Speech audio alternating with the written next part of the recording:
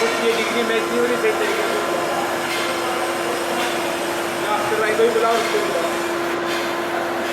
ओए सेतो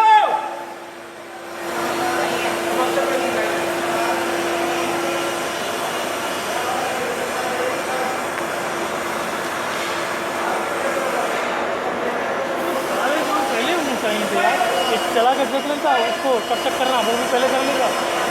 वो आदत है ना थोड़ा सा करना बराबर।